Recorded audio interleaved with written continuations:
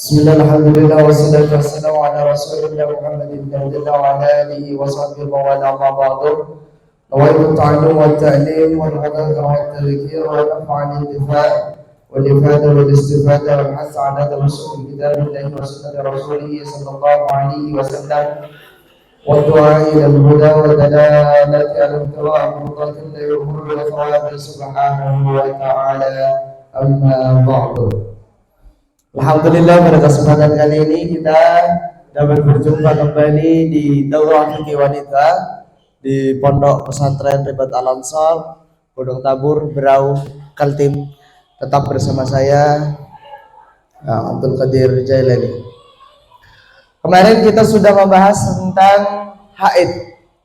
Nah, hari ini kita akan membahas tentang nifas, istihadah, sekaligus juga cara mandi dan wudhu yang benar.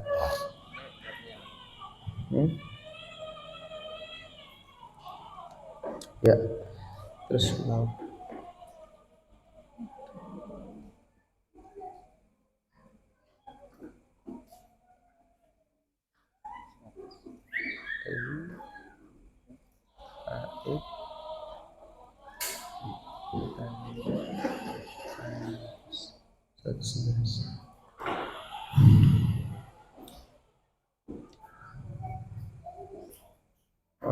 ini nifas, karena perempuan biasanya akan mengalami nifas ketika sudah nanti mau digeser. Oke, nifas. Apa itu definisi nifas? Definisi nifas, nifas ialah pendarahan usai melahirkan. Jadi kalau usai melahirkan maka itu disebut dengan nifas. Terus yang kedua, setelah keguguran. Jadi setelah keguguran juga itu disebut dengan nifas. Jadi darah yang keluar setelah keguguran juga disebut dengan nifas. Sallallahu alaihi Nabi Muhammad. Oke, walaupun hanya berupa alaqah, gumpalan darah, walaupun kandungan belum 40 hari, ini semuanya tetap disebut dengan nifas. Setelah operasi sesar, darah yang keluar juga tetap disebut dengan nifas. Dan apa hukum nifas? Hukum nifas ya seperti hukum haid. Mereka akan sama dengan haid. Nanti kita akan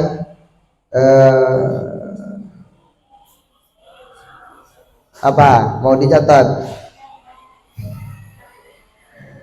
ini ya, usai melahirkan, setelah keguguran, setelah operasi sesar, itu disebut dengan darah nifas. Jadi ya, karena apa? Karena kadang ada orang yang mengatakan bahwa darah yang keluar setelah keguguran atau pendarahan yang setelah keguguran itu tidak disebut dengan nifas. Nah, itu salah. Tetap disebut dengan nifas. Ini nifas sebentar aja. Pembahasan tentang nifas sebentar. Setelah itu masa nifas. Tunggu dulu. Masa nifas. Masa nifas minimalnya adalah sebentar. Kalau di dalam kitab itu satu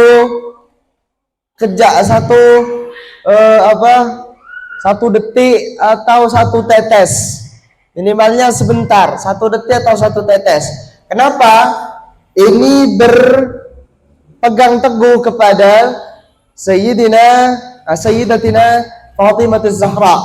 Sayyidatina Fatimah Az-Zahra nifasnya cuma sebentar. Keluar Sayyidina Hasan, keluar Sayyidina Husain, beliau keluar darah, habis itu selesai. Enggak keluar darah lagi. Beliau nifasnya cuma pas setelah keluar darah, setelah keluar anak, keluar darah, selesai. Beliau enggak nifas berkepanjangan. Dan Sayyidatina Fatimah Az-Zahra disebut dengan Al-Batul dan juga disebut dengan Az-Zahra karena beliau tidak pernah haid. Udah nifasnya cuma sebentar, beliau juga tidak pernah haid. Maksimal nifas itu 60 hari 60 malam terhitung sejak melahirkan. Akan tetapi yang biasa itu 40 hari. Yang biasa orang nifas itu 40 hari. Nulisnya terlalu pelan kalian. Nah, bagaimana kalau nifas terputus-putus? Kapan nifas itu? Karena apa? Kadang ada nifas 15 hari keluar darah, setelah itu dia terputus, habis itu terputus 10 hari atau terputus 3 hari. Setelah itu keluar darah. Apakah darah yang kedua ini tetap dikatakan nifas atau darah kedua ini mau dikatakan haid? Nah, ini nifas terputus-putus. Semua darahnya dihukumi nifas asalkan belum lewat 60 hari sejak melahirkan. Jadi semuanya tetap dihukumi nifas asalkan belum lewat 60 hari sejak melahirkan. Ini kayaknya masih bisa lebih fokus.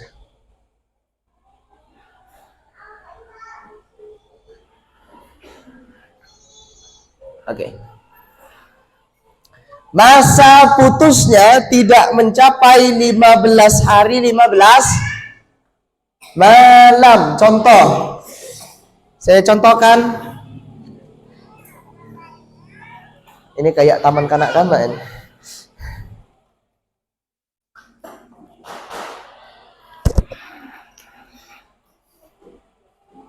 Saya kasih contoh di sini. Di papan tulis.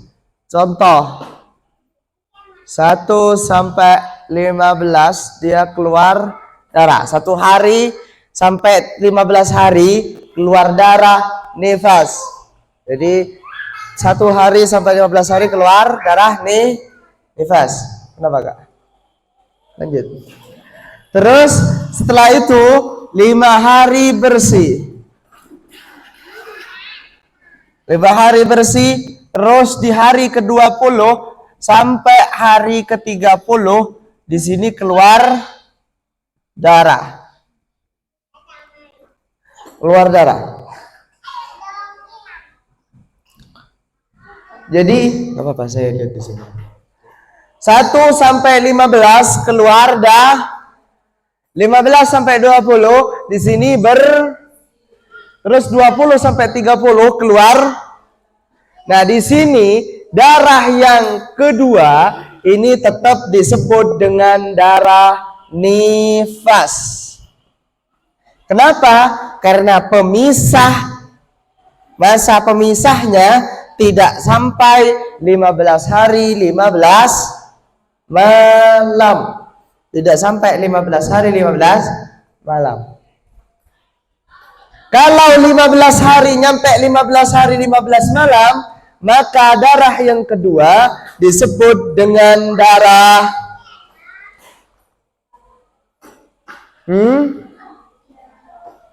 Contoh, tanggal 1 sampai tanggal 15 keluar darah nifas.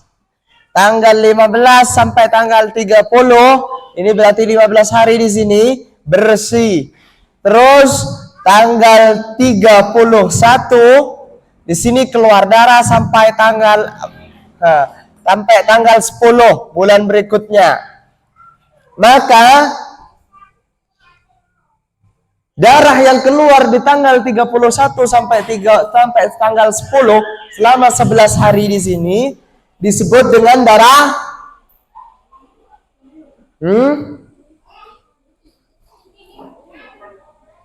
Bila masa putusnya mencapai 15 hari 15 malam, maka darah setelah putus dihukumi haid. Jadi yang di sini disebut dengan darah haid. Intinya semua darah yang keluar di dalam waktu 60 hari dari awal lahir sampai 60 hari berikutnya itu dikatakan nifas, kecuali sudah ada putus haidnya, nifasnya terputus selama 15 hari 15 malam. Kalau tidak terputus selama 15 hari 15 malam, yang di dalam 60 hari itu disebut dengan darah nifas.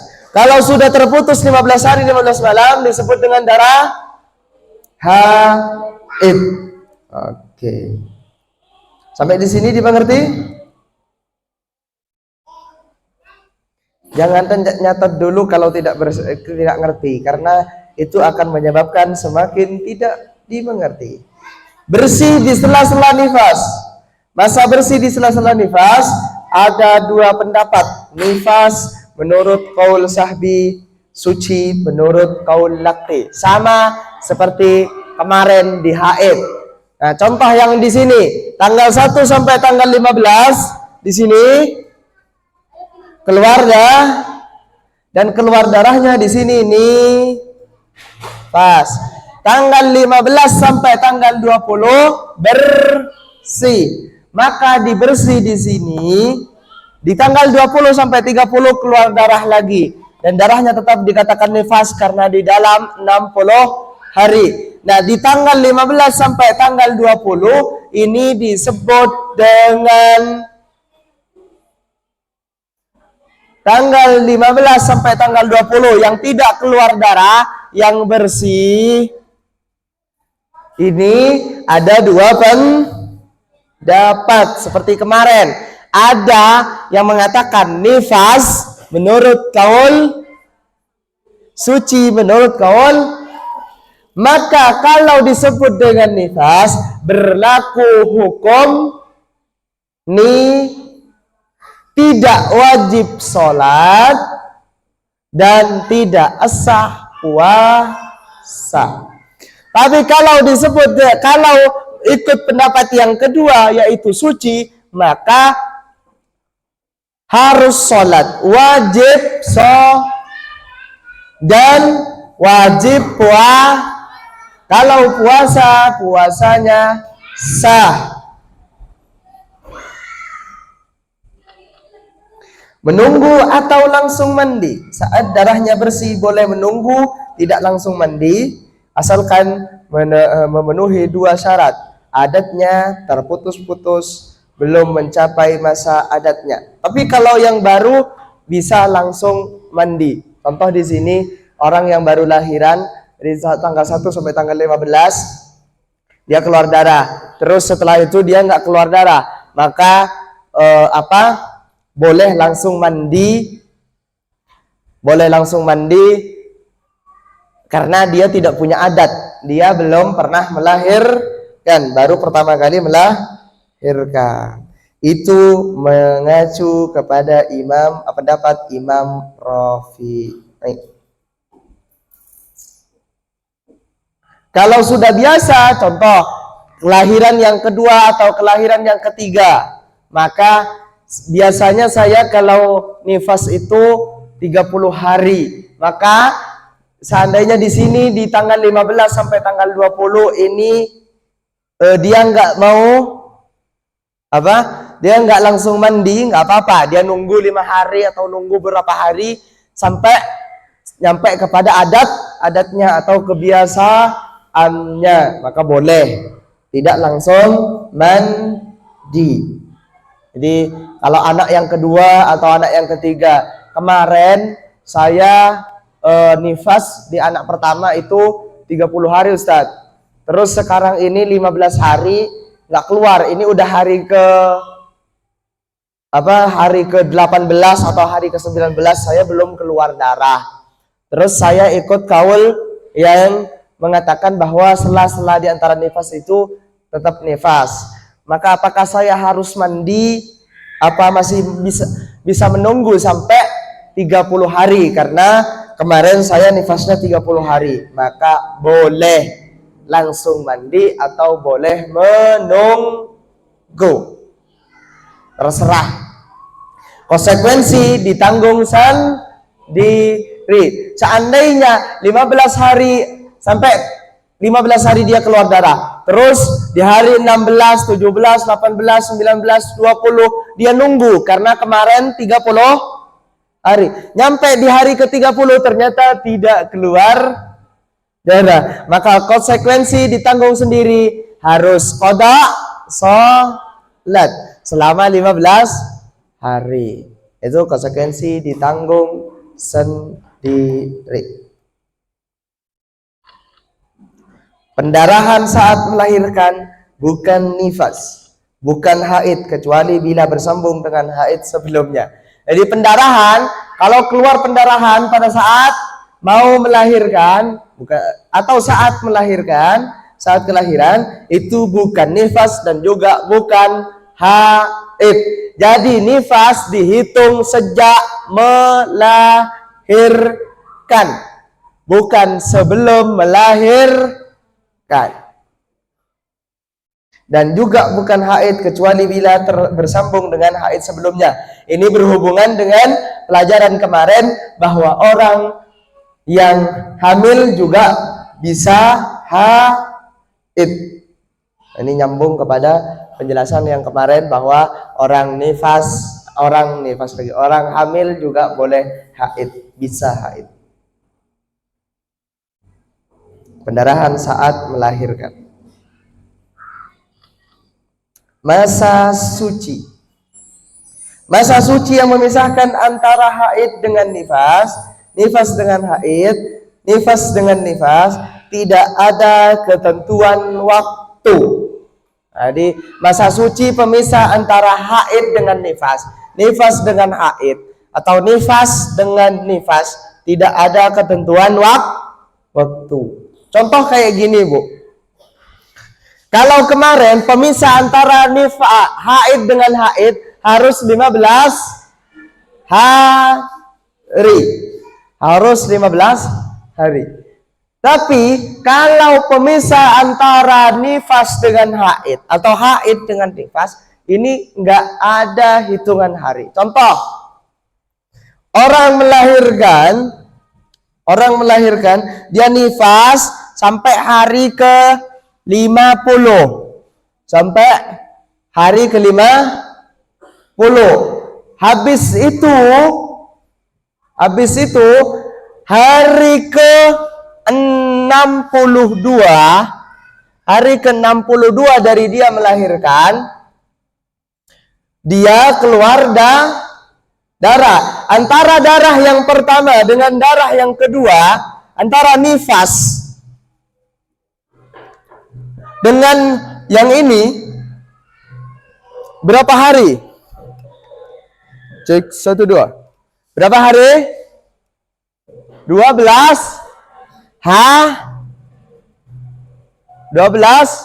hari. Cek 1 2. Baterainya udah habis. 12 hari. Jadi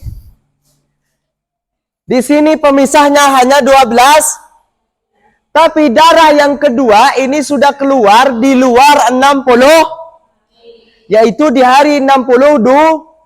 Maka darah yang keluar yang kedua itu disebut dengan haid. Disebut dengan haid. Afwan, saya mau cari dulu.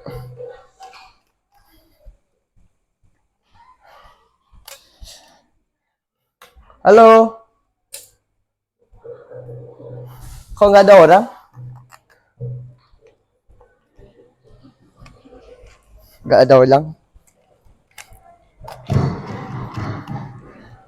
Oke, cek 1 2. Jadi di sini cuma pemisahnya 12 hari, tapi yang kedua itu tetap disebut dengan darah haid. Tetap disebut dengan darah haid. Atau kayak gini, dia pada saat hamil dia haid. Pada saat dia hamil dia haid. Sampai dia terus 2 hari dia tidak keluar darah. Habis itu dia melahirkan. 2 hari sebelum melahirkan dia tidak keluar darah, tapi setelah itu dia melahirkan, maka antara darah yang pertama dengan darah yang kedua itu pemisahnya cuma 2 hari. Yang pertama haid, terus yang kedua langsung nifas. Bukan masih menyempurnakan masa suci, tidak. Karena masa suci antara haid dengan nifas itu tidak ada batas waktunya. Kenapa, Kak? Lanjut.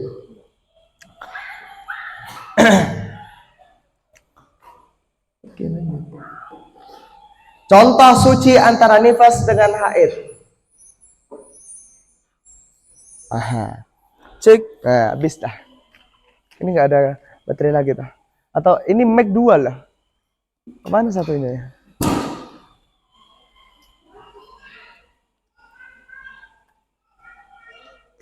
Oke, contoh suci antara nifas haid dan nifas. Wanita hamil haid dan tidak bersih hingga melahirkan dan terus nifas, maka ini tidak ada suci. Nah, apalagi haid terus dia melahirkan. Setelah melahirkan dia keluar darah. Darah yang pertama disebut dengan darah haid. Darah yang setelah melahirkan disebut dengan darah nifas. Terus lahir anak pertama, lalu nifas. Malamnya lahir anak kedua dan nifas lagi. Maka tidak ada suci antara 2 nifas. Ini cuma nggak mungkin. Nggak mungkin. Kecuali gendrowo. Ya masa lahir anak pertama terus malamnya lahir anak kedua. Ya bisa juga kembar sih. Kembar tapi sulit keluarnya. Tapi sekarang kalau dulu mungkin iya. Kalau dulu mungkin iya. Tapi kalau sekarang langsung dioperasi. Nggak keluar 5 menit aja operasi udah. Kalau dulu masih ditunggu. Nah, jadi lahir anak pertama nifas, malamnya lahir anak kedua. Dan nifas lagi. Maka tidak ada suci antara 2 nifas. Nifas 60 hari pas. Lalu bersih 2 jam. Setelah itu pendarahan. Maka darah setelah bersih hukumnya adalah hukum haid. Nifas 60 hari kurang 2 jam. Lalu bersih 2 jam. Kemudian pendarahan. Maka pendarahan terakhir hukumnya adalah hukum haid. Yang seperti di sini. Ini lebih masuk akal yang di sini kayaknya. 50 hari keluar darah. Setelah itu 12 hari setelah itu keluar darah. Maka darah yang kedua itu disebut dengan darah haid. Jadi cuma pemisahnya 2 jam. Di sini pemisahnya cuma 2 jam. Ini bentar aja. Bermasalah tak? Lanjut. Enggak, takutnya bermasalah. Pendarahan setelah melahirkan lebih dari 60 hari, nifasnya 60 hari, selebihnya suci sesuai adat sucinya. Setelah itu hukumnya haid. Oke, contoh. Contoh. Sallallahu alaihi Nabi Muhammad. Habis melahirkan.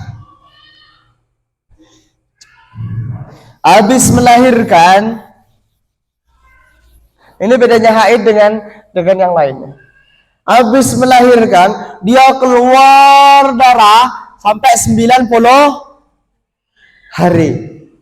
Dia setelah melahirkan, dia keluar darah 90 hari. Berapa haid, berapa nifas, berapa istihadah? Nifas 60, selebihnya suci sesuai adat sucinya. Biasanya suci 15 hari. Maka nifasnya, istihadahnya 15 hari. Terus sisanya yang 15 hari itu haid. Setelah itu hukumnya haid. Nah, kayak gitu. Berarti istihadahnya 15 hari.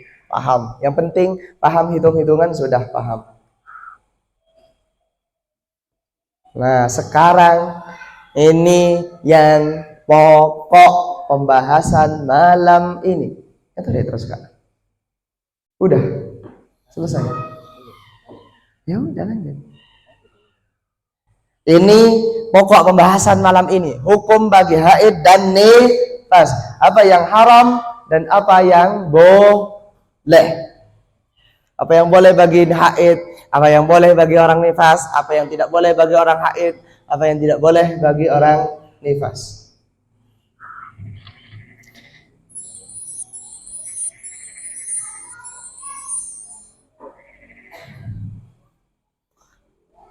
Sallallahu Nabi Muhammad.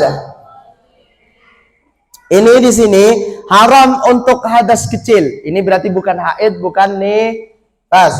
Cuma kalau tidak punya no, ini penting disampaikan.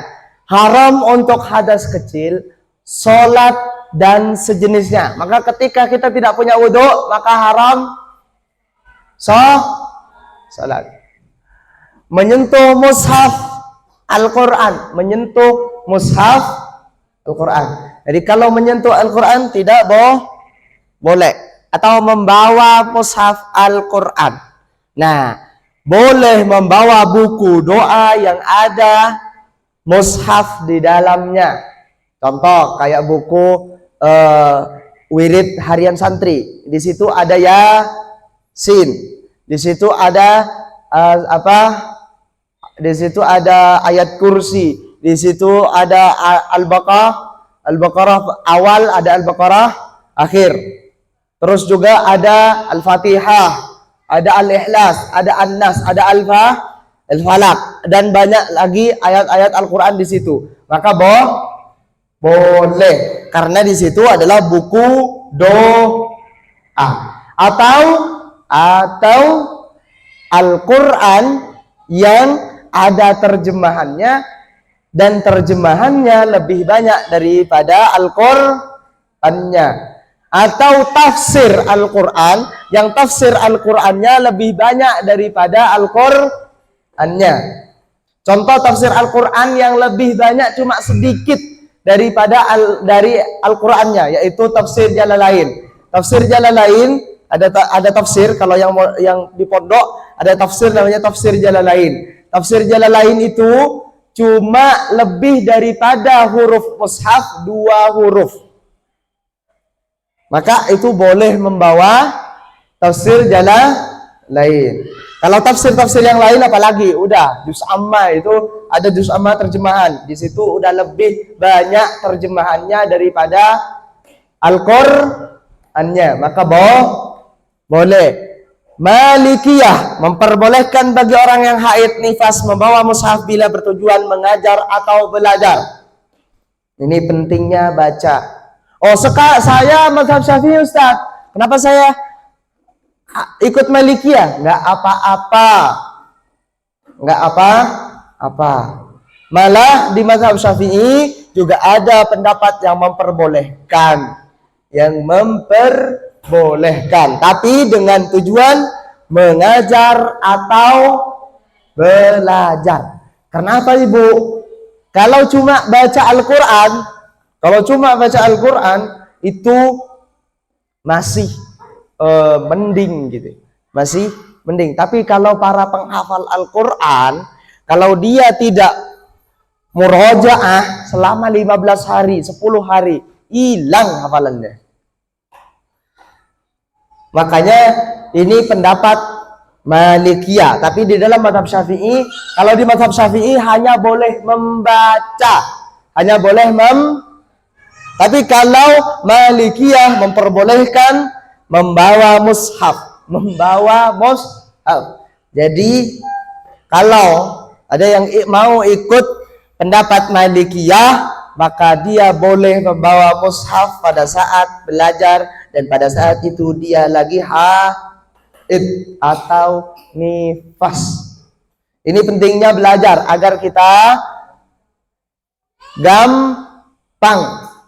Kata guru saya, Dr. Yusri, beliau mengatakan, Sayyid Yusri, beliau mengatakan ad-dinuna yusrun, al-mu'sir huwal jah. Agama kita itu gampang, yang mempersulit itu adalah doha. Contoh orang udah penghafal Al-Quran, lalu dia karena haid dia nggak baca Al-Quran, dia nggak bawa Al-Quran, hilanglah hafalannya, harus ngulang lagi dari awal. Maka ada pendapat yang kedua, yaitu pendapatnya Malikiyah, memperbolehkan bagi orang haid nifas membawa mushaf bila bertujuan mengajar atau belajar. Tawaf di Baitullah itu haram. Jangan disambung ya. Penjelasan yang merah dengan penjelasan yang hitam jangan disambung. Jadi haram untuk yang hadas kecil itu tawaf di Baitullah. Kalau nggak punya wudu, tawaf di Baitullah maka haram. Tapi Masjidil Haram sekarang nggak seperti Masjidil Haram dulu. Kamar kecil atau tempat wudhu itu dari tempat tawaf ke tempat wudhu itu sekitar 500 meter atau lebih, lah 1 kilo. Kalau salah jalan 1 kilo. Nah, terus bagaimana Ustadz? Wong kita desak-desakan. Kalau tersentuh sama laki-laki, yang laki-laki sentuh sama perempuan, yang perempuan tersentuh sama laki, udah wudhunya batal. Kalau wudhunya batal berarti tidak boleh tawafnya batal. Bagaimana solusinya? Solusinya adalah menurut Imam Haramain di dalam mazhab Syafi'i, nggak perlu pindah mazhab. Menurut Imam Haramain di dalam mazhab Syafi'i, yang penting tidak sengaja menyentuh lawan jenis atau menyentuh yang bukan mahram, maka tidak batal wudunya. Jadi desak-desakan, yang penting tidak sengaja. Kecuali sengaja memang pegang, dek kesini. Jadi ya di situ membatalkan wudhu. Tapi kalau nggak sengaja kegesek atau nggak sengaja kepegang, maka tidak batal. Maka boleh terus meneruskan tawaf karena wudhunya tidak batal. Haram untuk hadas besar. Di sini hadas besar, orang semua yang diharamkan bagi orang yang hadas kecil: membawa Al-Quran dengan niat membaca Al-Quran dengan niat membaca Al-Quran. Boleh membaca Al-Quran seluruhnya dengan niat zikir. Jadi ketika mau murojaah yang para penghafal Al-Quran, maka membaca Al-Quran itu dengan niat zikir, bukan niat membaca Al-Quran. Ini pendapat yang mu'tamad. Jadi ini bukan buat-buat. Ini bukan pendapat qaul yang dhaif, tapi boleh seorang yang hadas besar membaca Al-Quran dengan niat zikir. Maka para penghafal Al-Quran atau yang mau menghafal Al-Quran boleh membaca Al-Quran ikut pendapat Imam Syafi'i, dan dia boleh megang Al-Quran ikut pendapat Maliki. Jadi kan aman, santai. Karena apa? Karena kadang ada amalan yang wajib istiqomah 40 hari 40 malam. Terus dia perempuan, amalannya adalah contoh baca surat Al-Muluk 41 hari 41 malam selama 40 hari 41 malam, 41 hari 41 malam, nggak boleh putus. Terus dia tidak hafal surat Al-Mulk, maka dia boleh pegang Al-Quran ikut pendapat Maliki, boleh baca Al-Quran ikut pendapat Syafi'i dengan niat zikir. Aman, santai. Jadi orang yang sulit Beragama yang sulit itu kalau kalau kurang baca. Jadi yang sedikit-sedikit haram, gak boleh. Bid'ah, syirik, apalagi kafir. Dikit-dikit kafir, dikit-dikit bid'ah, dikit-dikit haram, dikit-dikit apalagi musyrik. Itu orang kurang baca. Dia kurang berguru, kurang ilmu. Jadi ad-dinu yusrun al-mu'sir wal jahal. Yang mempersulit itu kebodohan. Ya, contoh kayak gitu. Ketika dia berpegang teguh, kalau tersentuh dengan yang bukan mahram, wudunya batal. Nyampe ke Mekah, mau tawaf. Baru desak dikit, nyentuh perempuan, bukan mahram. Balik lagi. Habis balik wudu, baru mau neruskan tawaf keliling pertama kali, batal lagi. 1 hari 1 malam tidak selesai namanya tawaf. Itu mempersulit diri sendiri. Kenapa? Karena kurang pengalaman, kurang baca, kurang lah. Mau mengatakan yang nggak enak ya nggak bisa. Berdiam di masjid meskipun hanya sebentar. Berdiam di masjid meskipun hanya sebentar. Tapi boleh berdiam di masjid kalau untuk niat belajar dan tidak dikhawatirkan darahnya menetes. Ini kalau sesuai dengan yang saya pernah dengar, aula ini masjid dulunya. Jadi ini tanah-tanah tetap tanah masjid. Jadi anak-anak haid duduk di sini. Tapi boleh dengan niat belajar dan tidak dikhawatirkan darahnya menetes. Boleh.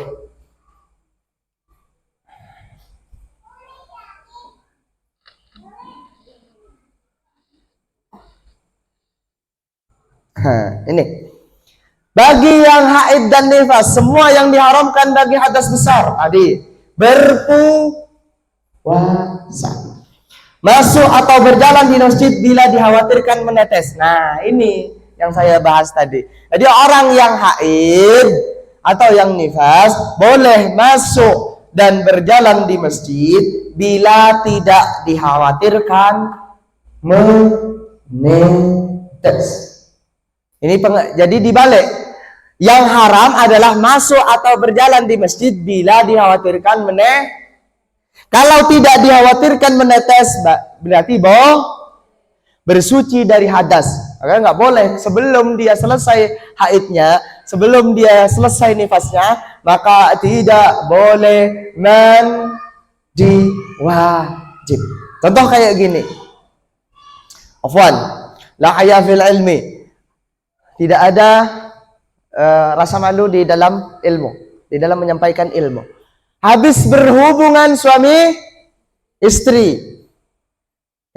habis berhubungan suami istri, tidur, nggak langsung mandi, bangun tidur keluar darah haid, maka nggak usah dan haram bersuci dari hadas. Jadi nggak boleh mandi besar sebelum haidnya selesai. Bukan saya mau mandi besar dulu karena saya tadi malam berhubungan suami istri. Nah, tetap harus nunggu selesainya haid.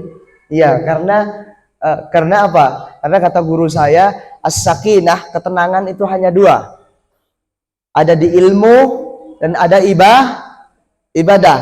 Makanya kalau lagi belajar terus nggak ada bercandanya, itu pasti karena apa? Karena Yang kedua adalah beribadah. Habis sholat, zikir, tuh. Nah, termasuk berhubungan suami istri karena halal, jadi ibadah. Habis itu ngantuk, lemes. Habis itu ngantuk. Habis ngantuk bisa tidur santai. Karena apa? Karena suami istri. Yang kalau cuma jajan, karena nggak ada sakinah, karena nggak ada ketenangan, habis selesai dia masih mau keluar, dia masih bingung. Ada tetangga nggak ya? Ada yang tahu nggak? Nah. Atau habis itu selesai nggak kelihatan tetangga, nggak kelihatan teman, nggak kelihatan keluarga. Habis itu masih deg-degan. Jadi nggak ya? Jadi nggak? Masih deg-degan. Nggak ada tenang-tenangnya. Kalau yang suami istri udah lakuin, kerjakan, selesai, tidur, nyenyak, bangun tidur, enak. Jadi alhamdulillah. Nggak jadi santai juga, main lagi. Itulah sakinah, ketenangan. Karena apa? Karena kalau sudah suami istri adalah ibadah. Sallallahu alaihi Nabi Muhammad. Jima, bersetubuh. Maka pada saat haid dan nifas haram bersetubuh. Haram bersetubuh. Kecuali nanti seperti kemarin ikut kaul lati di sela-sela haid yang nggak keluar darah itu adalah suci. Maka boleh bersetubuh. Karena apa? Karena menurut kedokteran bersetubuh pada saat haid itu akan membuat anaknya juga tidak sehat. Terus juga bermasalah dengan motorik anak dan lain sebagainya. Kalau berhubungan dalam keadaan haid. Karena haid itu darah kotor. Darah kotor dipaksa masuk sama mani. Udah nyampurlah dia. Nyampur. Campurannya nggak benar. Sallallahu alaihi Nabi Muhammad. Jadi jima bersetubuh tidak boleh. Wah, suami saya kelebet Ustaz. Dia minta Ustaz pada saat saya haid. Banyak cara menuju Roma. Banyak cara Ibu. Banyak. Jadi fa'tu harsakum annasitum. Datangi ladangmu sesuai apa sakarepmu, mau dari manapun. Yang penting jangan lubang tai. Yang kedua, kalau haid yaitu farji. Jadi kalau pada saat tidak haid, maka perempuan mau dari sisi manapun boleh kecuali lubang tai.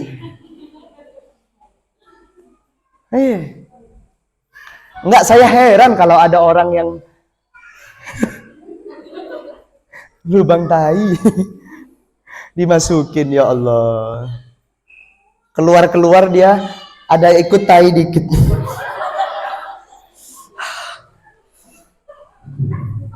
Pusing.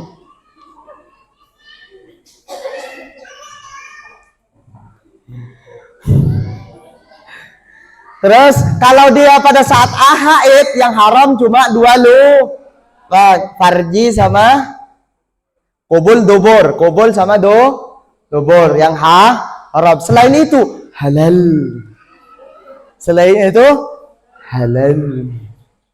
Terserah. Tidak perlu saya jelaskan karena sudah jelas.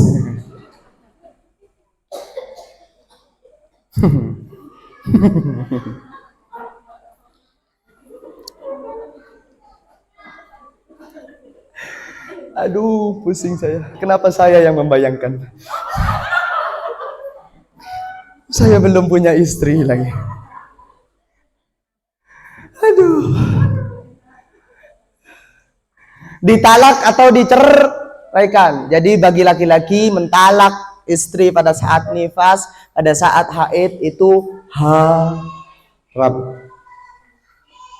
Kenapa? Karena kalau seorang istri ditalak pada saat dia haid, maka masa iddahnya akan makin panjang. Apalagi nifas, maka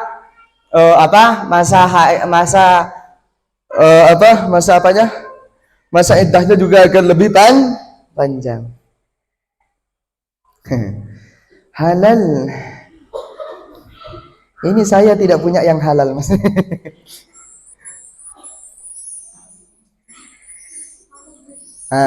Sunnah. Sunnah tidak memotong anggota tubuh, motong rambut, motong kuku dalam keadaan junub. Jadi pada saat haid, pada saat nifas, pada saat maka sunnah tidak motong anggota tubuh. Takutnya haid motong kaki gitu. Jangan dong. Terus motong kuku. Tapi kalau seandainya kadang afwan, kuku kita tuh masuk sampai sakit gitu kan. Pada saat haid terus keganggu banget. Kalau nggak dipotong sakit. Kadang ada emang, ada apa? Ada daging gitu. Terus nyelekit sakit. Nah, boleh. Maka boleh. Ini cuma sunnah, tidak memotong kuku dan wanita haid setelah suci selesai mandi sunnah muakkad, sangat disunahkan. Jadi wanita yang haid setelah suci selesai mandi koma. Ini kalau nggak di koma mandi sunnah muakkad apa? Nggak ada. Ini harus ada koma. Wanita haid setelah suci selesai mandi koma. Pada saat orang yang setelah haid, setelah nifas, maka sunnah sangat disunahkan, bukan cuma sunnah, tapi sangat memberi wewangian pada kemaluan bagian luar. Memberi wewangian pada kemaluan luar.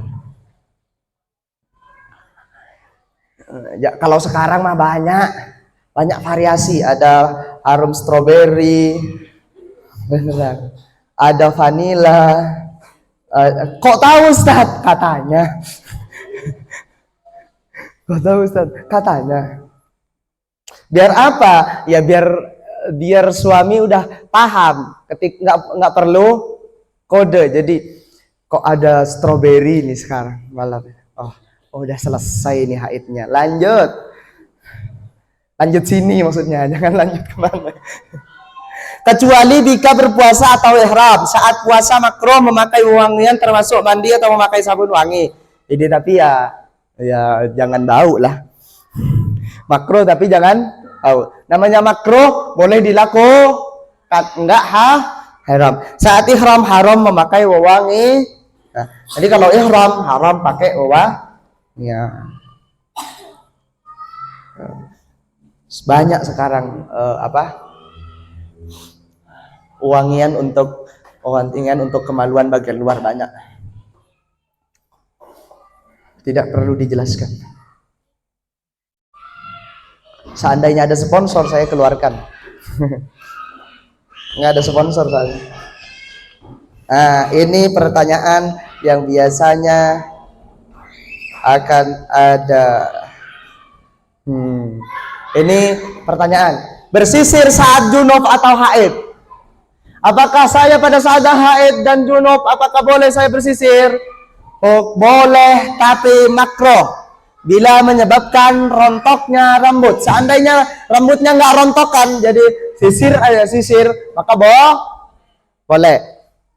Tapi kalau sampai rambutnya rontok, cuma makruh. Apa yang disebut dengan makruh? Kalau dilakukan tidak apa-apa, tidak dilakukan dapat pahala. Allahumma. Namun bisa wajib walau menyebabkan rontok jika semisal untuk mengembirakan suami. Ya, malam-malam suami baru datang kerja, terus nyampe di kamar istrinya rambutnya kayak nenek lampir. Udah baru datang kerja terus diberi pemandangan yang tidak mengenakan. Jadi malah bisa jadi wajib menyenangi istri. Jadi meskipun pada saat haid suami lagi jadi ya udah pakai minyak rambut, sisir rambut, pakai wewangian. Lah kan haram Ustadz. Iya kan yang haram cuma 2 lubang, yang lain halal.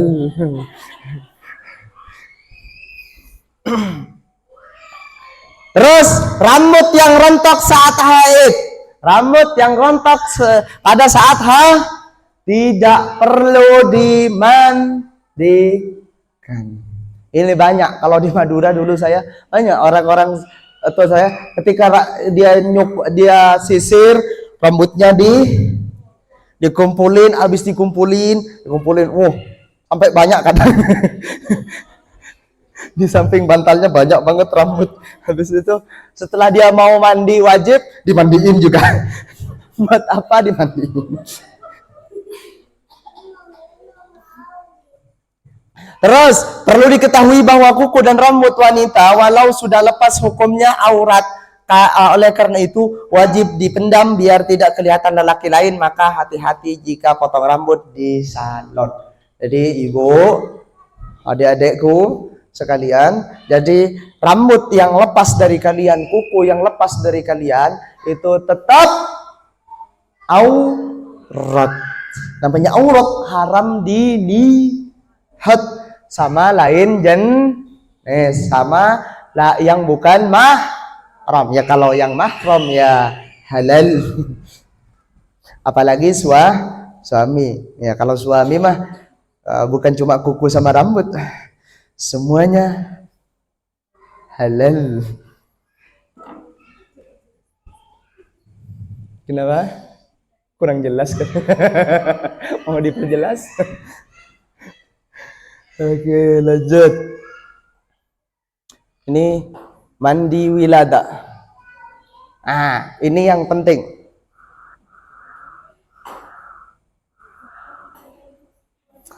Mandi wilada, haram mandi wilada saat masih nifas.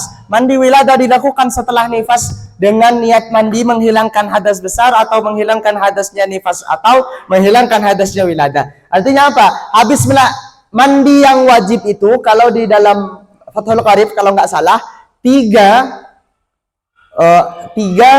khusus untuk laki-laki, 3 khusus untuk dua untuk laki-laki, 2 untuk perempuan, 1 umum bagi laki-laki, bagi perempuan.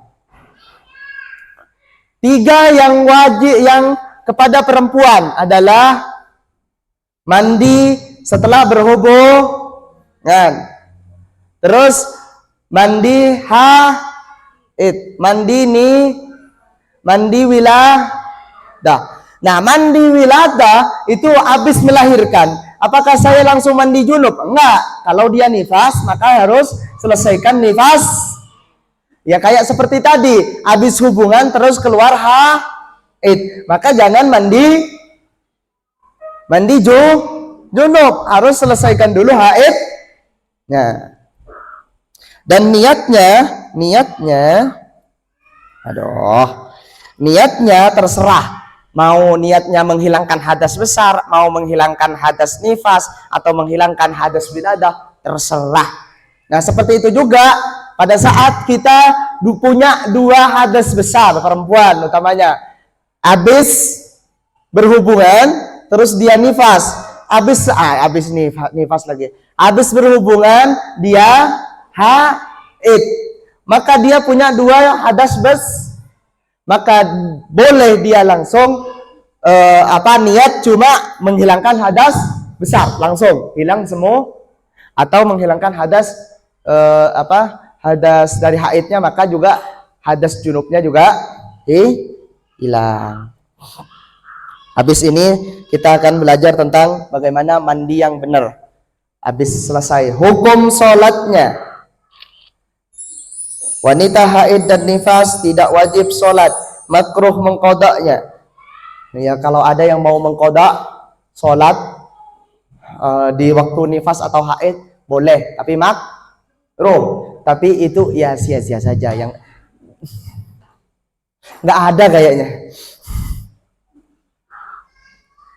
Datangnya halangan, wajib sholat bila datang halangan sudah masuk waktu sholat yang cukup untuk sholat yang seringan mungkin. Yang dimaksud sholat seringan mungkin ialah sholat dengan hanya mengerjakan rukun-rukun yang fardu saja, termasuk sholat qashar bagi musafir.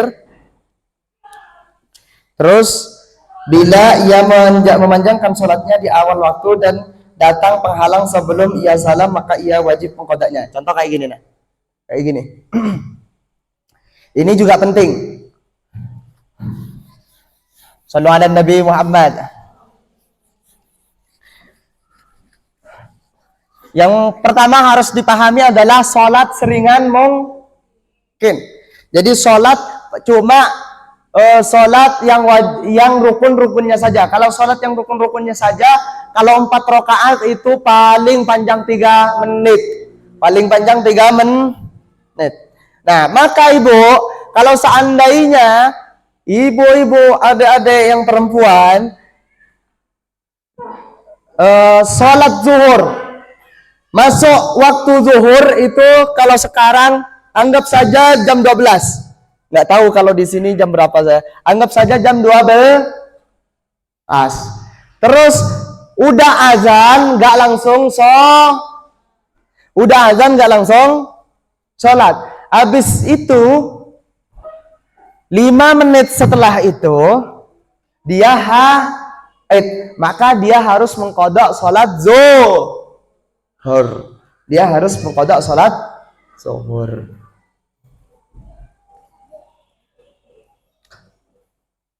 Terus kalau seandainya juga kayak gini, ini harus paham sholat jamak. Ada sholat jamak itu jamak takhir, ada jamak takdim. Saya akan menyampaikan yang mu'tamad aja dulu. Kalau di sini saya akan menyampaikan yang mu'tamad. Wajib salat bila halangan terakhir masih ada sisa waktu untuk cukup takbiratul ihram. Juga wajib mengqadha salat yang sebelumnya bila memang dijamak dengan salat tersebut. Misalnya halangan terakhir. Oke. Kayak gini, ada jamak takdim, ada jamak takhir. Yang disebut dengan jamak takdim adalah salat asar ditarik ke duhur, salat isya ditarik ke maghrib. Kalau salat jamak takhir, salat zuhur ditarik ke salat maghrib ditarik ke isya. Maka seandainya seperti tadi di sini ada waktu masuk salat zuhur, maka dia tidak sholat, maka di sini wajib qadha zuhur. Tapi kalau ikut yang mu'tamad wajib qadha zuhur dengan asar, karena asar bisa dijamak takdim ke duhur. Terus sallu ala Nabi Muhammad. Terus juga berhenti keluar darah di pukul 4 sore. Pukul 4 sore dia suci. Pukul 4 sore suci. Pukul 4 sore ini waktu sholat apa? Asar. Maka wajib, kalau menurut pendapat mu'tamad yang di sini adalah wajib mengqadha sholat yang sebelumnya jika memang bisa dijamak dengan sholat tersebut. Jamak apa maksudnya? Jamak takhir. Sholat zuhur bisa dijamak takhir ke maka wajib qadha sholat zuhur. Ini menurut qaul mu'tamad. Jadi wajib mengqadha sholat yang sebelumnya bila memang bisa dijamak dengan sholat tersebut. Atau dia suci di waktu isya, maka harus qadha maghrib. Karena maghrib bisa dijamak takhir ke isya. Ini menurut pendapat yang mu'tamad. Ada yang mengatakan tidak. Tapi kalau bisa ikut yang mu'tamad, maka wajib Kalau di sini maka wajib qadha zuhur. Kalau seandainya isya, di waktu isya dia berhenti, dia suci, maka harus qadha maghrib. Karena apa? Karena maghrib bisa dijamak ke isya dengan jamak takhir.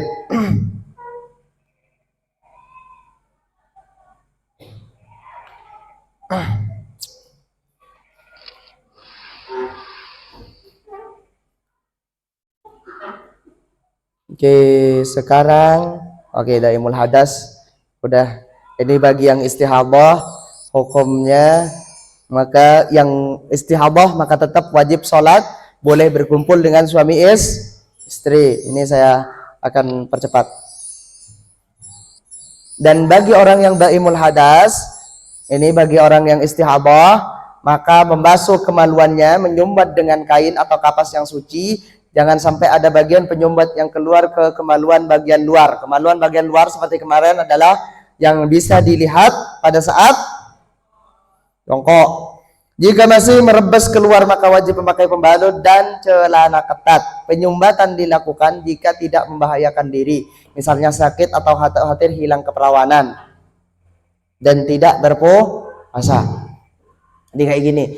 Jadi dianjurkan bagi orang yang istihabah adalah menyumbat pakai kain atau kapas agar darahnya tidak menetes pada saat dia sholat atau pada saat dia wudhu. Akan tetapi penyumbatan itu dilakukan jika tidak membahayakan diri. Contoh yang misalnya adalah sakit. Kalau seandainya disumbat, saya nggak tahu, seandainya saya perempuan kan bisa saya merasakan. Kalau seandainya disumbat sakit, maka tidak apa-apa kalau tidak disumbat. Terus juga khawatir hilangnya keperawanan. Karena sekarang banyak ibu-ibu kalau mau punya menantu perempuan terus harus perawan, apalagi TNI. Kalau mau jadi istri TNI, terus istri kepolisian, dari kepolisian itu biasanya ada tes keperawanan. Maka di situ nggak apa-apa. Terus juga tidak berpuasa. Kalau puasa kan nggak boleh memasukkan hal kepada ke perut atau ke dalam tubuh. Jika hadasnya masih mengalir karena kurang baik dalam menyumbat atau maka batal. Maka ya kalau sekarang sudah cukup pakai pakai soft take, karena kalau soft take udah sekarang yang bagus itu nggak akan meluber kok. Nggak darah nggak akan mengalir kayak pelaron kan, enggak kan? Sedikit demi sedikit. Wudhu tayamumnya udah, ini nggak penting. Wassalamualaikum warahmatullahi wabarakatuh. Udah, ini terakhir udah. Nah sekarang wassalam, terima kasih, sampai jumpa di lain kesempatan kan. Oke, salat fardunya antara membasuh dan oke. Ini salat fardu bagi orang yang daimul hadas, maka setelah wudhu dia langsung wajib sholat tunggu mampat bila ada kemungkinan sholat bersih sebelum berakhirnya waktu. Pada saat hadas tidak mengalir ke kemaluan bagian luar, maka tidak perlu pakai penyumbat atau pembalut. Sholat dengan duduk jika itu menyebabkan hadasnya tidak mengalir. Jadi bagi yang daimul hadas, yang istihabah, maka kalau seandainya duduk dia tidak keluar darah, maka boleh sholat duduk. Ini bagi orang yang istihabah atau daimul hadas. Nah sekarang cara wudhu dan cara mandi yang benar. Cara wudhu dan mandi yang benar. Sallallahu alaihi Nabi Muhammad. Kalau nggak salah saya ada filenya di sini. Kalau nggak ada filenya maka saya akan terangkan langsung.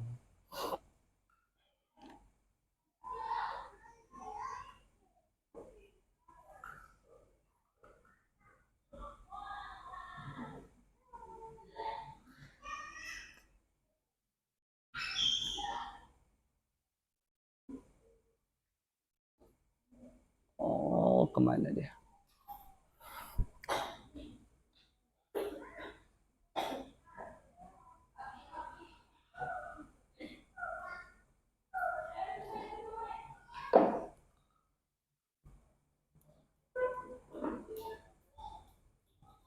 Oke, nggak ada. Sallallahu Nabi Muhammad. Biasanya ini udah selesai, saya akan keluarkan yang anu aja.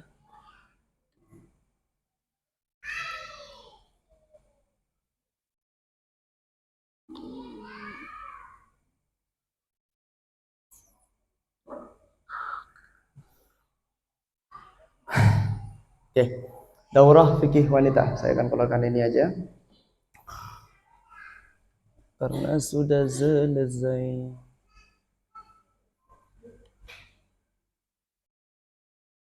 Ini kemana kok bisa enggak ada? Kameranya, oh kamera kok nggak bisa diperbesar sama saya. Oke. Daurah fikih wanita Pondok Pesantren Ribat Ansar Gunung Tabur Berau bersama Ustaz Abdul Qadir Jalani, tapi harinya tetap. Oke, sekarang mandi dan wudhu yang benar agar tidak apa? Agar tidak masuk kepada hadis di mana Rasulullah bertemu dengan seorang perempuan yang payudaranya ditaliin ke atas, tangannya ditaliin ke atas. Karena apa? Karena dia mandi junubnya tidak benar. Ada juga seseorang yang disiksa gara-gara dia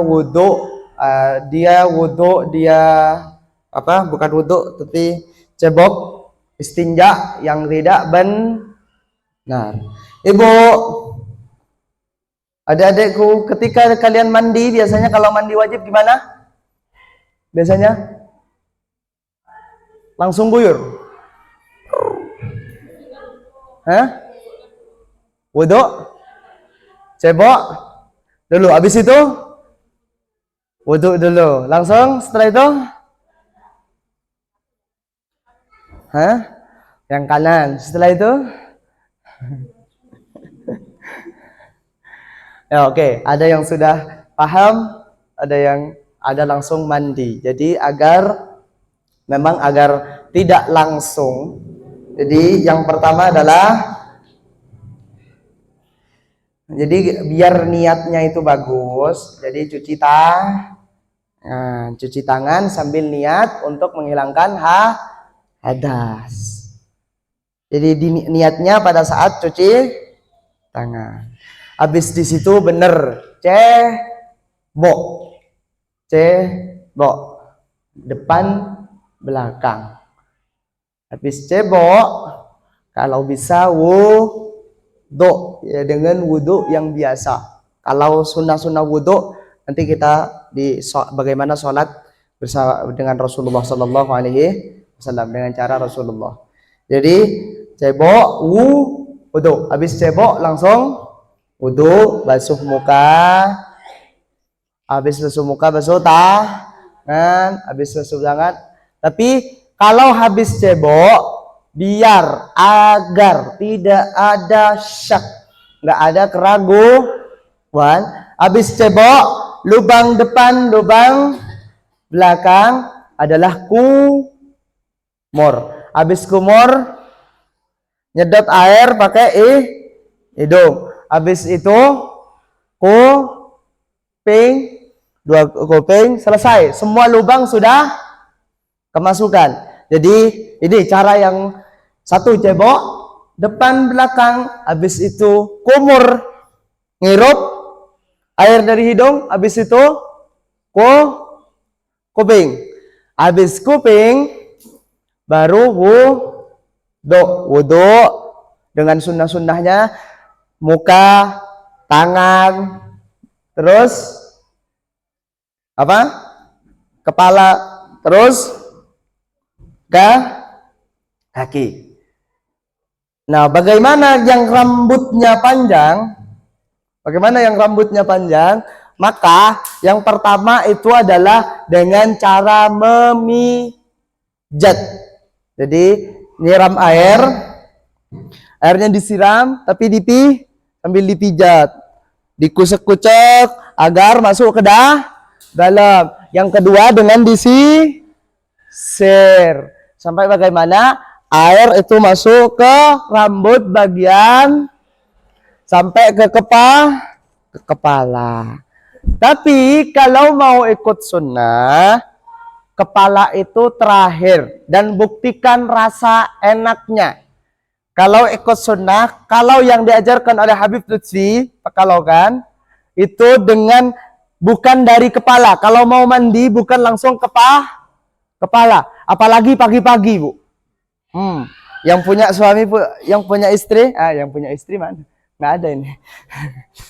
Jadi yang habis malam berhubungan suami istri, malam-malam dingin, tapi subuh harus sholat subuh. Maka Bu, dingin. Bagaimana? Buktikan kalau langsung guyur kepala, ini dinginnya minta ampun.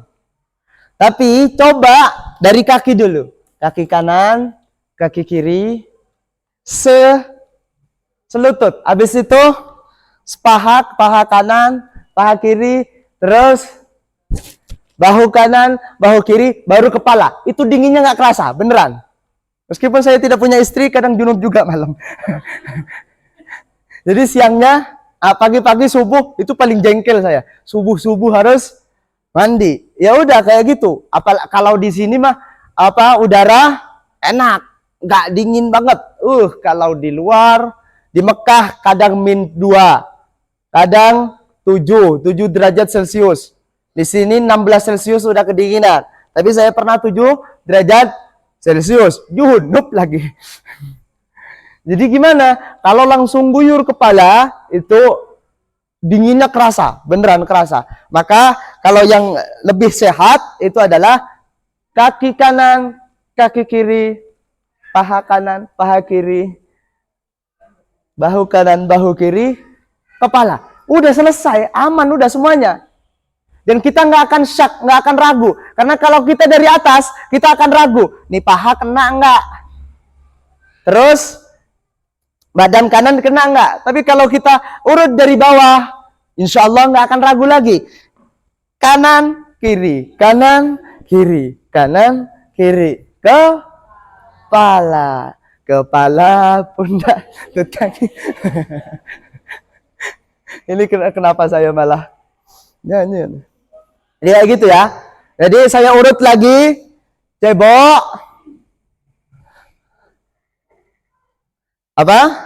Kumur, nyedot air di hidung, kuping, masukin air. Kadang ada yang bilang, ada yang itu tanya sama saya, itu kuping gimana? Harus dimasukkan. Iya beneran. Ada pernah teman saya itu, kenapa kau dari pagi sampai siang ya kayak gini aja? Saya sakit kuping. Kenapa? Enggak. Kenapa? Terus pas pulang sekolah cuma berduaan. Pulang sekolah berduaan, pulang ke pondok jalan kan, dari sekolah ke pondok jalan. Jadi saya tanya, kenapa sih kupingnya kok merah banget kayak gitu? Ya tadi tuh katanya kan kalau mandi junub itu air harus masuk kuping. Terus ya karena saya takut was-was langsung tadi air disemprot, ya masuk ya sakit lah. Jadi mau masukin air ya udah ambil air dikit, selesai. Nggak perlu pakai shower, apalagi pakai shower. Janganlah. Udah pakai tangan aja, cek. Selesai itu pakai sunnah wudhu sesuai dengan anggota wudhu. Habis itu kaki kanan, kaki kiri, paha kanan, paha kiri, bahu kanan, bahu kiri, kepala. Selesai. Ini nggak akan nyampe 5 menit, enggak ya, 2 menit selesai. Tapi ingat Ibu, kalau belum selesai, ini yang sangat dihati-hatikan sama kakak. Kalau belum selesai adalah jangan langsung pakai sabun. Karena air sabun, air sampo itu tidak mensucikan. Suci tapi tidak mensucikan. Jadi semuanya harus air bersih. Jadi gampang. Ulang. Pertama, bismillahirrahmanirrahim, basuh tangan dengan niat untuk menghilangkan hadas. Karena sudah niat, selesai. Kita cebok depan belakang, wudhu, tangan, kepala, kaki. Habis itu kaki kanan, kaki kiri, paha, tek. Selesai, tinggal ya kalau yang rambutnya panjang udah dipijit-pijit dulu, karena kalau cuma disisir itu biasanya ya di sela-sela itu enggak masuk, jadi dipijit dulu kayak gini dulu agar semuanya kemasukan air. Habis itu ambil air lagi jadi terus kayak gini. Habis selesai semuanya basah, semuanya sudah basah, baru ambil sampo, ambil sabun, ambil sikat gigi. Lakukan ketiga-tiganya berbarengan. Ya enggak lah, nyampo dulu. Habis nyampo biar samponya meresap, kita sikat gigi dulu. Jadi ada orang yang mubazir, kadang ini juga habis sampo udah banyak busanya, setelah itu langsung guyur. Itu nggak kerasa. Jadi biar kerasa dan nggak nunggu, habis sudah sampoan, sikat gigi dulu. Habis sikat gigi, baru dibilas biar rambutnya wangi dan samponya menyerap. Kalau sampoan habis sampo langsung guyur, ya habis. Jadi sikat gigi, habis itu sabunan, santai dah. Berilah wangi-wangian di situ. Beri wangi-wangian di situ. Terus kode-kode lah, Mas. Ya, yang nggak ada dia. Saudara Nabi Muhammad. Itu cara mandi cepat dan cukup. Hadas besar hilang, hadas kecil hilang. Hadas besar hilang dengan mandi, hadas kecil hilang dengan wudu. Selesai. Dan wudu kita nggak batal karena kita cebok duluan. Gitu. Terus mandi bareng sama suami boleh, Ustaz? Boleh. Sebelum ditanya saya jawab langsung. Karena pernah saya ada pertanyaan, ada Ustaz, kenapa mandi wajib bareng suami? Boleh, boleh. Lanjut di kamar mandi? Boleh.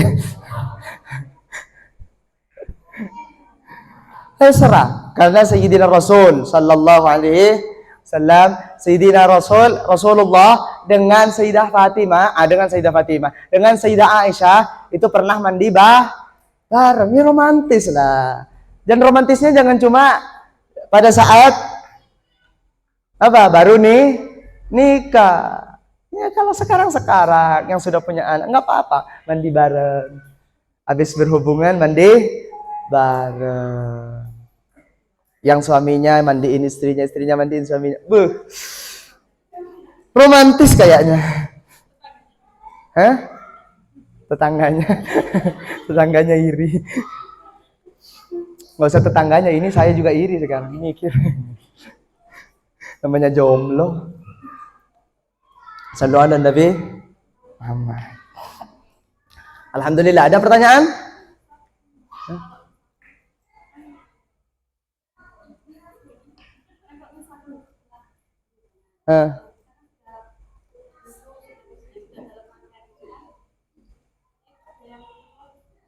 Nah, itu kalau ada yang keluar itu ya ada. Kalau itu yang keluar, kalau keluar ya mani biasanya yang keluar karena sisa-sisa. Kenapa saya sulit? Begitu sulit. Jadi biasanya ada penjelasan di sini bahwa kalau yang keluar itu adalah yang dari suami itu maka nggak apa-apa, nggak wajib junub. Tapi kalau yang dari sendiri itu maka wajib mandi junub. Tapi karena kita nggak tahu bedanya yang keluar dari kita dan yang keluar dari suami, kok dari kita sih? Saya ini laki-laki loh. yang dari perempuan dan yang dari laki-laki, karena nggak ada bedanya, Ya nggak tahu sih ada bedanya atau enggak. Saya belum pernah. Maka ya hati-hatinya adalah mandi junub.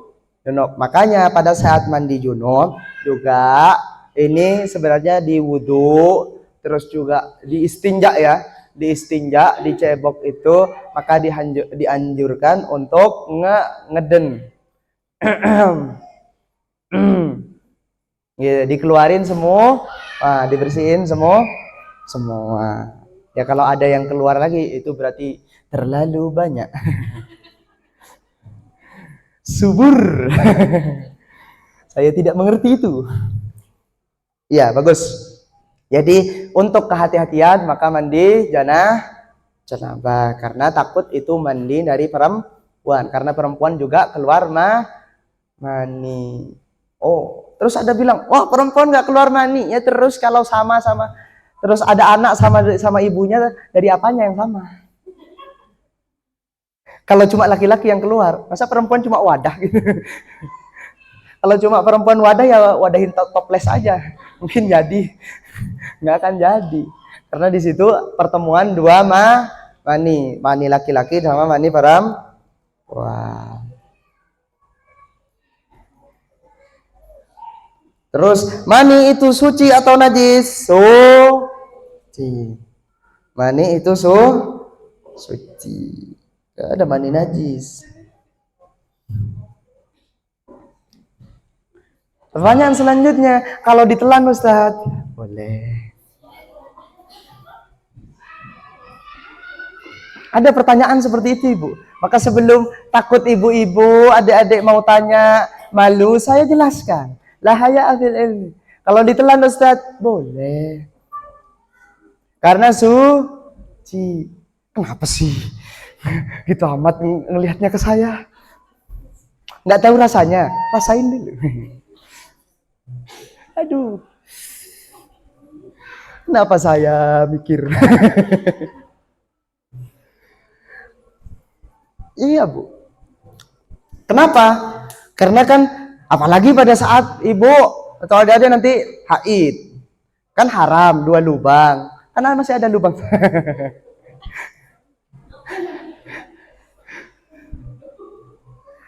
Ya kasihan lah sama suaminya.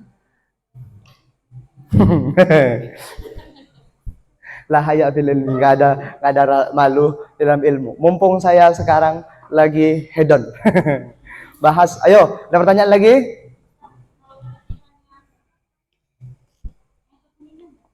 Iya, kalau keruh tetap bisa dikatakan. Hah? Cara membersihkannya? Hah? Ya kalau itu apa ya? Kalau keputihan yang putih dan jernih atau keputihan yang keruh ya seperti biasa kayak orang cebok aja bersihin. Tapi kalau keruh itu biasanya terus berbarengan dengan haid, maka darah itu atau keputihan itu tetap dikatakan haid. Kalau ikut pendapat yang kita pelajarin dari kemarin. Jadi keputihan yang berbarengan dengan haid itu tetap dikatakan haid. Tapi kalau cairan putih bening itu tidak dikatakan haid. Kalau keruh itu tetap dikatakan haid. Terus kalau keputihan itu keputihan sebenarnya ada 2. Ada keputihan yang keluar dari rahim, tapi ada keputihan yang itu yang dari bibir vagina. Dari bibir vagina. Terus apa bedanya? Kalau bedanya di dalam hukumnya, kalau yang dari rahim itu hukumnya najis. Kalau yang dari bibir vagina itu hukumnya suci. Apa cara membedakannya? Biasanya kalau yang dari rahim itu lebih kental. Lebih kental. Kalau yang dari mulut vagina lebih bau. Katanya. Saya katanya saja. Sampai hari ini saya ngajar haid istihadah itu dari 2016 sampai hari ini cuma saya dengar katanya. Enggak pernah saya. Cuma katanya. Ayo, pertanyaan lagi.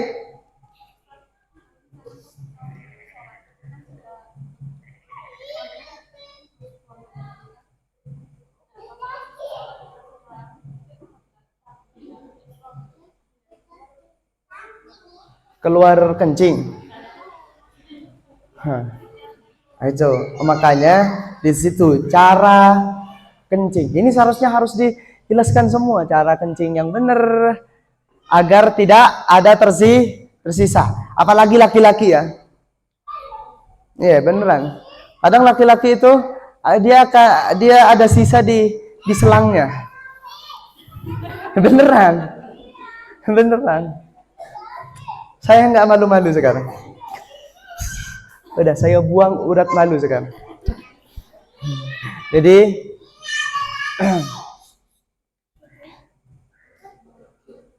sebenarnya kalau itu adalah kalau kalau biasanya kan jongkok kayak gini. Tapi kalau yang dianjurkan sebenarnya adalah sakit lah. Sallallahu alaihi Nabi Muhammad. Ini gimana wong saya nggak pakai celana? Mau jelaskan cara duduknya yang benar. Ini yang satu berdiri, yang kaki nih. Ini dudukin. Ini yang satu berdiri. Jadi ini nih, ini kayak orang tahiyat didudukin tapi ke atas nih.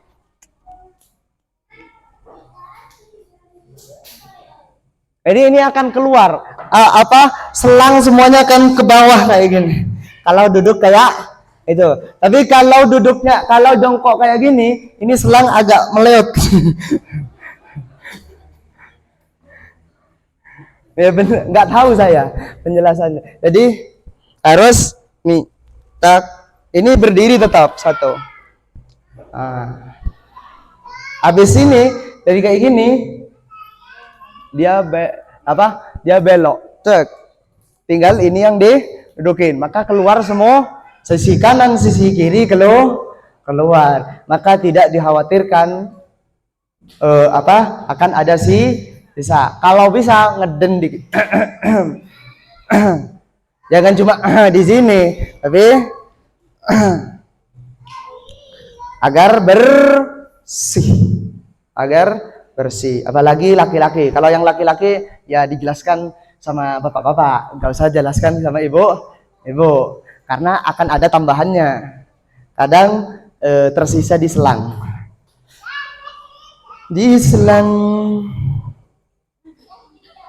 Iya. Lanjut. Pertanyaan lagi?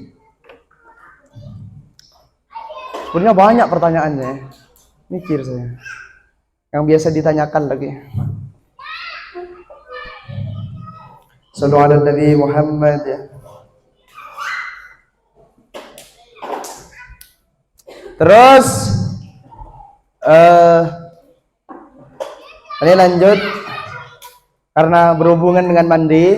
Jadi kalau seandainya mau ronde kedua terus belum mandi, maka disunahkan untuk jangan ronde kedua langsung lanjut. Janganlah. Bersihkan dulu, wudhu dulu, jebuk dulu, lanjut lagi. Jadi disunahkan untuk wudhu. Kalau lanjut nggak apa-apa. Cuma disunahkan untuk wudhu. Lanjut. Pertanyaan lagi? Terakhir. Untuk malam ini ada pertanyaan lagi? Tidak ada? Selesai? Ya, selesai. Oke, cara kalau wudhu yang sunnah nanti saya akan jelaskan di daurah Ramadan. Jadi ada daurah Ramadan nanti, dan di Ramadan daurahnya adalah bagaimana Rasulullah salat, bagaimana Nabi salat. Di situ juga cara bersuci dari najis, cara wudhu yang benar, cara sholat yang benar. Kalau cuma sholat sah ya gampang, tapi kalau bagaimana yang ikut nah malah di situ sebenarnya banyak sunnah yang nggak kita ketahui, ternyata kita sudah kerjakan. Tapi karena kalau kita nggak tahu bahwa itu sunnah, maka nggak dapat pahala. Maka harus kita ketahui bahwa setiap gerakan yang kita lakukan itu ada sunnahnya, akan mendapatkan pahala sunnah. Itu mandinya sudah, haid nifas istihadahnya sudah, udah selesai. Alhamdulillah. Semoga barokah, semoga manfaat.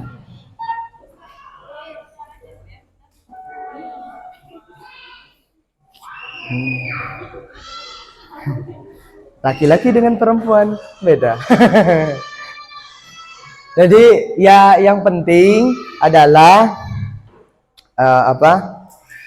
ya yang namanya sunnah. Kalau cebok ya jangan pakai ke tangan kanan, pakai tangan kiri, dibersihkan. Terus kemaluan bagian luar, karena kalau perempuan ada kemaluan bagian dalam, ada kemaluan bagian luar. Dan yang wajib dibasuh bukan tata cara saja, tapi yang wajib dibasuh adalah kemaluan bagian luar.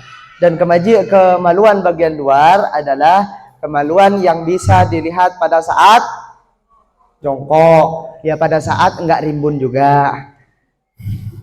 Pada saat rimbun udah jongkok, dilihat kok enggak ada yang kelihatan karena terlalu rimbun. Oh ya, kalau mau dijelaskan harus ada videonya kayak gini. Kalau saya nggak, canda aja. Lanjut. Ada pertanyaan? Nggak ada, udah habis. Ada pertanyaan, saya kasih ini karena jam 10 kurang 12 menit. Saya kasih kerenggangan waktu. Ada pertanyaan di luar bab ini nggak apa-apa. Nggak ada, kalau nggak ada ya udah. Selesai kita. Sallu ala Nabi Muhammad.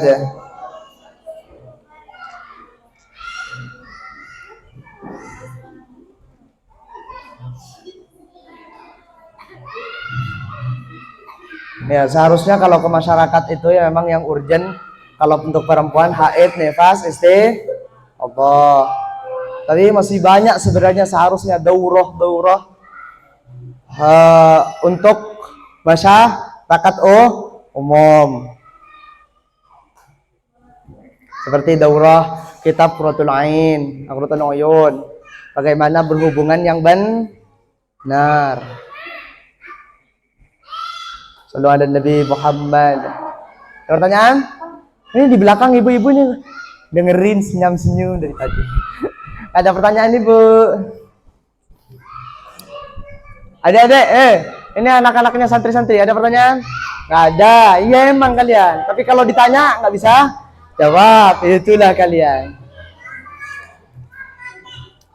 Oke, mana? Saya bawa aja. Oh, apa? Mana? Biar cepat.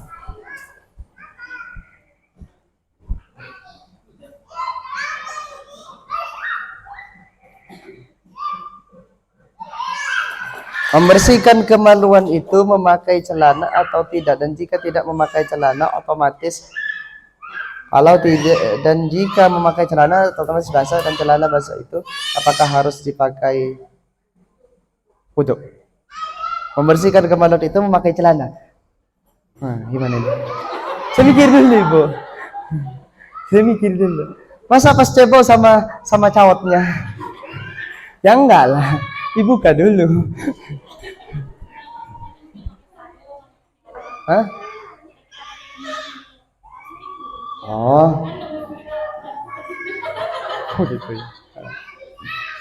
Ya, sekiranya air itu masuk sekiranya air itu membersihkan kalau pakai kemben, ya nggak apa-apa. Kalau di sungai gitu nggak apa-apa, dirabah saja,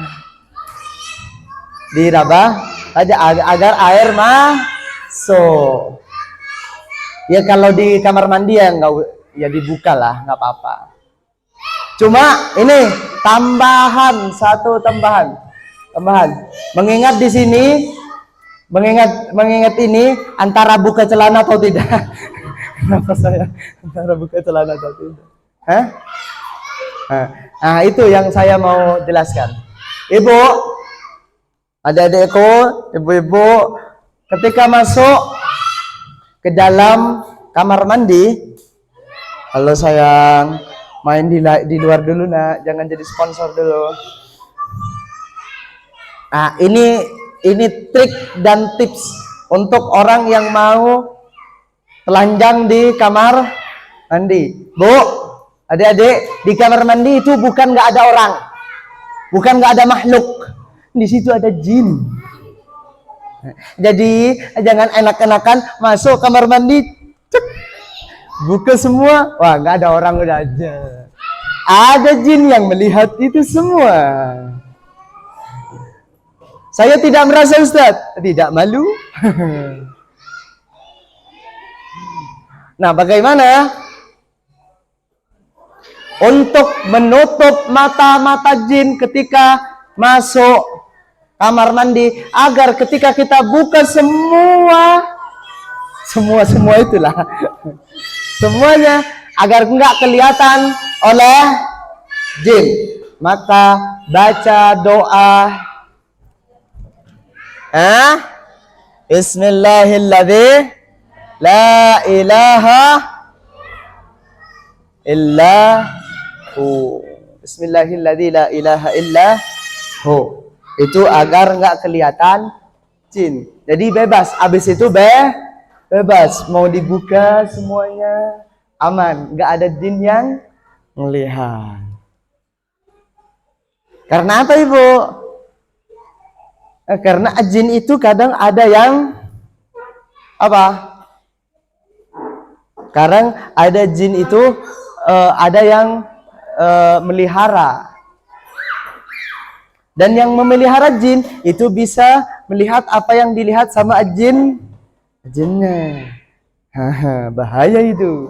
Itu ahli-ahli jin. Saya nggak ngerti itu. Katanya cuma. Oke, sallu ala Nabi Muhammad. Jadi Bismillahirrahmanirrahim, la ilaha illahu sebelum masuk. Terus masuk kamar mandi pakai kaki kiri, jangan pakai kaki kanan. Banyak orang stroke di kamar mandi itu karena pakai kaki kanan ke kamar mandi. Karena apa? Karena kaki kanan ini langsung ke jantung. Jadi bakteri menyerang kaki terus ke jantung, plek, mati. Dan jarang yang stroke di kamar mandi hidup, jarang. Jadi makanya pakai kaki kiri, keluarnya pakai kaki kanan. Oke, itu sunnah-sunnahnya. Sebenarnya nanti kita harus pakai kitab, jadi terurut rapi seperti di sini. Sallallahu alaihi Nabi Muhammad. Udah. Ada lagi. Ini saya kembalikan. Banyak urat malu saya hilangkan sekarang.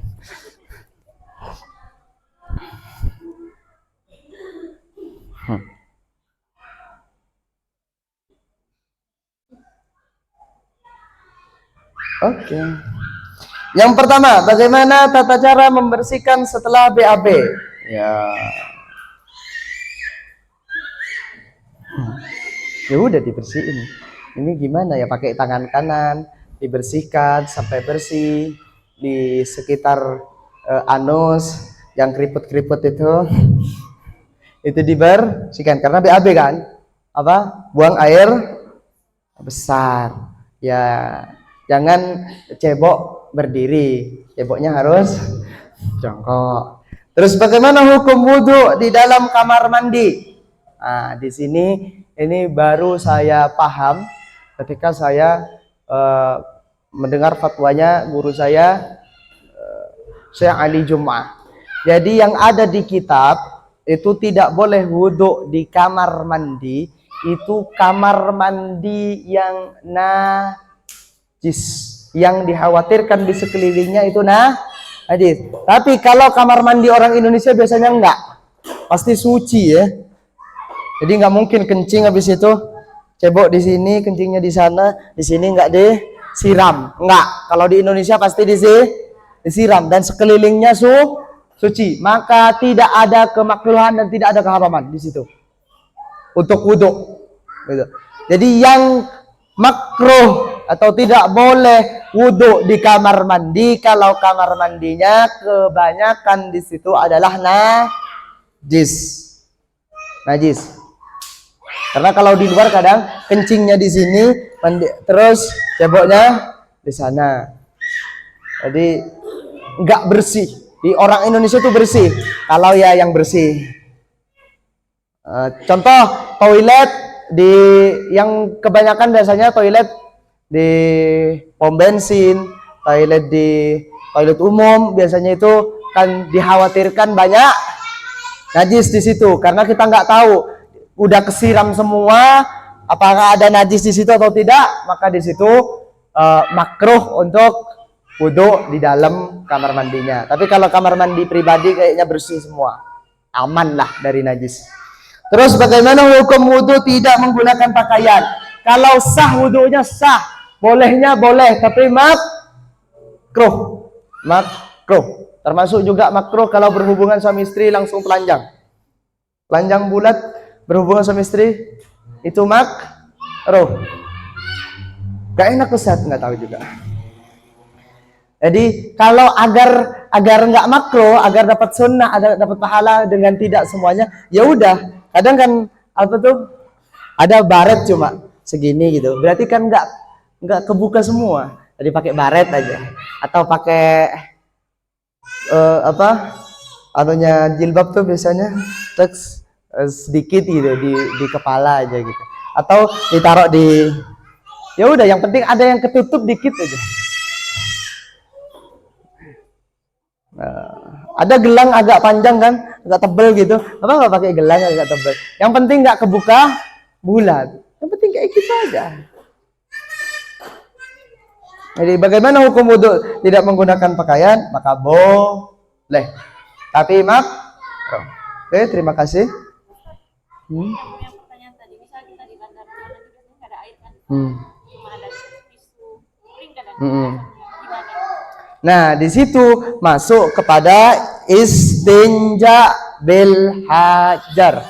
Istinja dengan batu atau dengan sesuatu yang kering. Maka boleh istinja pakai tisu. Karena tisu itu memenuhi syarat istinja bil hajar. Tisunya suci, kasar, bisa menghilangkan kotorannya, maka boleh. Tapi dengan syarat 3 kali.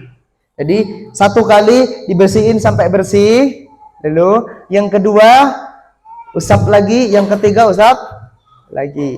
Karena di situ syaratnya adalah dengan 3 kali usapan lah, atau tiga batu kalau di kitab. Tapi kan kalau sekarang batu nggak ada, yang ada tisu. Sallallahu alaihi Nabi Muhammad. Lanjut. Ini anak-anak ini nggak ada pertanyaan. Anak-anaknya gimana ini? Ngantuk udah? Ngantuk kan? Ada pertanyaan? Nggak ada.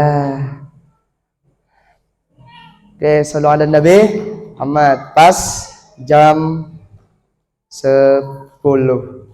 Terima kasih. Mohon maaf kalau ada kata-kata yang tidak senonoh dari saya, yang tidak sopan, yang tidak yang bisa menyakiti hati ibu-ibu atau adik-adik, atau kata-kata saya, kata-kata yang tidak mengenakan di hati ibu-ibu atau adik-adik, mohon maaf yang tiada batasnya. Terima kasih sudah meluangkan waktu ibu-ibu, adik-adik untuk bisa mendengarkan daurah fikih wanita Pondok Pesantren Debat Al-Ansar Gunung Tabur. Kalau ada pertanyaan ataupun ada pertanyaan yang di luar materi, maka bisa, ini seharusnya ada di sini.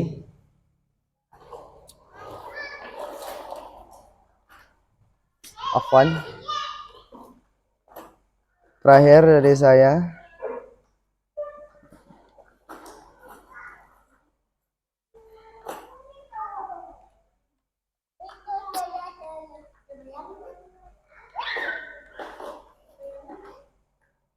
Ini bukan nomor HP saya.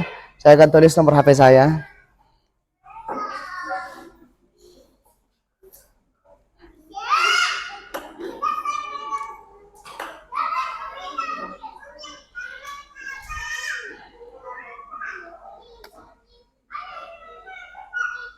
Kosong 852 3694 788 3.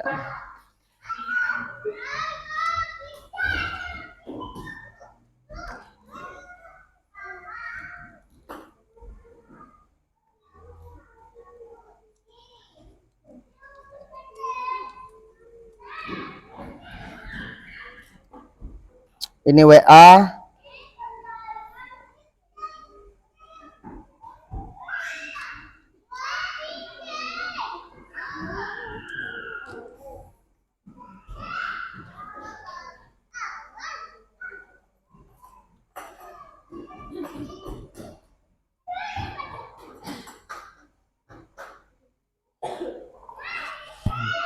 Ini oke.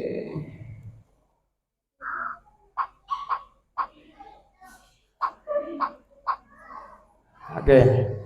Jadi ini WA, ini telepon sama WA. Jadi bisa di chat. Kalau terserah mau ngechat yang di atas mau di bawah, tapi kadang saya sering pakai yang di atas. Kalau WA, kalau telepon harus yang di bawah. Jadi telepon atau SMS ada pertanyaan tentang hukum apapun, tentang hukum fikih, selagi saya bisa jawab, insya Allah saya jawab semampu saya. Kalau ada yang ingin bertanya bisa di nomor telepon ini, bisa di nomor telepon ini. Terima kasih dan mohon maaf sekali lagi. Terima kasih dan mohon maaf dari saya, Abdul Qadir Jailani.